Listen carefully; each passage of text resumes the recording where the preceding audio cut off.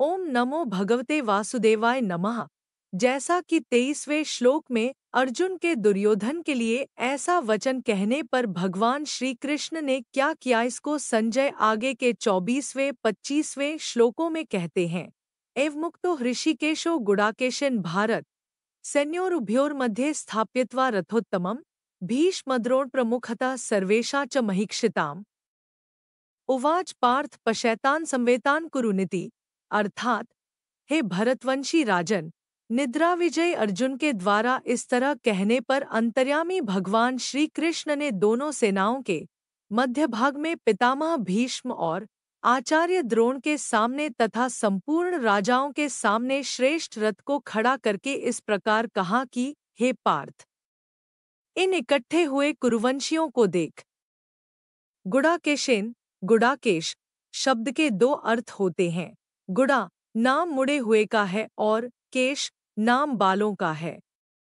जिसके सिर के बाल मुड़े हुए अर्थात घुंघराले हैं, उसका नाम गुडाकेश है। गुड़ा का नाम निद्रा का है और ईश नाम स्वामी का है। जो निद्रा का स्वामी है अर्थात निद्रा ले चाहे न ले, ऐसा जिसका निद्रा पर अधिकार है, उसका नाम गुडाकेश है। अर्जुन के केश घुंघराले थे और उनका निद्रा पर आधिपत्य था, अतः उनको गुडाकेश कहा गया है। एवं मुक्तः, जो निद्रा आलस्य के सुख का गुलाम नहीं होता और जो विषय भोगों का दास नहीं होता, केवल भगवान का ही दास भक्त होता है। उस भक्त की बात भगवान सुनते हैं, केवल सुनते ही नहीं, उसकी आज्ञा का पालन भी करते हैं।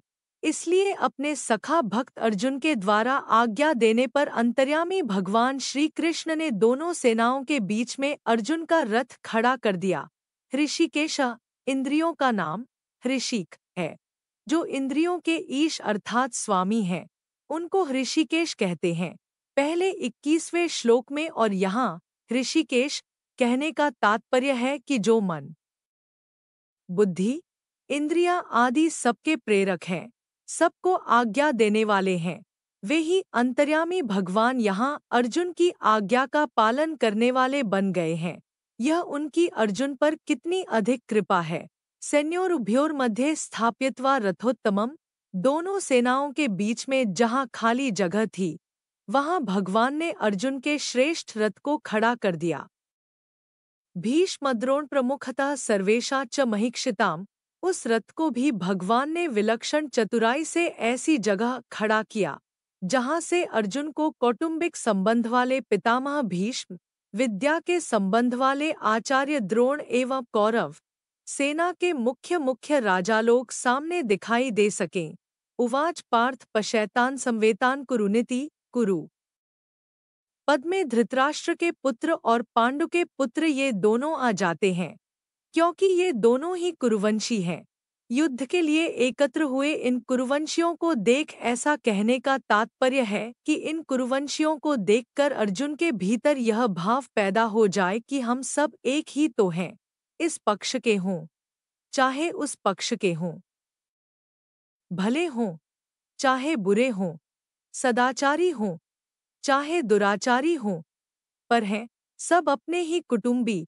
इस कारण अर्जुन में छिपा हुआ कौटुंबिक ममतायुक्त मोह जागृत हो जाए और मोह जागृत होने से अर्जुन जिज्ञासु बन जाए, जिससे अर्जुन को निमित्त बनाकर भावी कलयुगी जीवों के कल्याण के लिए गीता का महान उपदेश दिया जा सके। इसी भाव से भगवान ने यहाँ पशैतान संवेतान कुरून कहा है। नहीं तो भगवान पशैतान धार्तराष्ट्रान समानिति ऐसा भी कह सकते थे, परंतु ऐसा कहने से अर्जुन के भीतर युद्ध करने का जोश आता, जिससे गीता के प्राकट्य का अवसर ही नहीं आता, और अर्जुन के भीतर का प्रसुप्त कौटुंबिक मोह भी दूर नहीं होता, जिसको दूर करना भगवान अपनी जिम्मेवारी मानते हैं। जैसे कोई फोड़ा हो जाता है तो वैद्य लोग पहले उसको पकाने की चेष्टा करते हैं, और जब वह पक जाता है तब उसको चीरा देकर साफ कर देते हैं। ऐसे ही भगवान भक्त के भीतर छिपे हुए मोह को पहले जागृत करके फिर उसको मिटाते हैं। यहाँ भी भगवान अर्जुन के भीतर छिपे हुए मोह को कुरून पश्य कहकर जागृत कर रहे हैं। जिसको आगे उपदेश देकर नष्ट कर देंगे। अर्जुन ने कहा था कि इनको मैं देख लूं। अतः यहाँ भगवान को पश्य, तू देख ले, ऐसा कहने की जरूरत ही नहीं थी। भगवान को तो केवल रथ खड़ा कर देना चाहिए था, परंतु भगवान ने रथ खड़ा करके अर्जुन के मोह को जागृत करने के लिए ही कुरून पश्य, इन कुरुवंशियों को देख, ऐसा कहा है। कौटुंबिक स्नेह और भगवत प्रेम, इन दोनों में बहुत अंतर है। कुटुंब में ममतायुक्त स्नेह हो जाता है तो कुटुंब के अवगुणों की तरफ ख्याल जाता ही नहीं, किंतु ये मेरे हैं, ऐसा भाव रहता है। ऐसे ही भगवान का भक्त में विशेष स्नेह हो जाता है तो भक्त के अवगुणों की तरफ भगवान का ख्याल जाता ही नहीं, किंतु यह मेरा ही है, ऐसा ही भाव रहता है।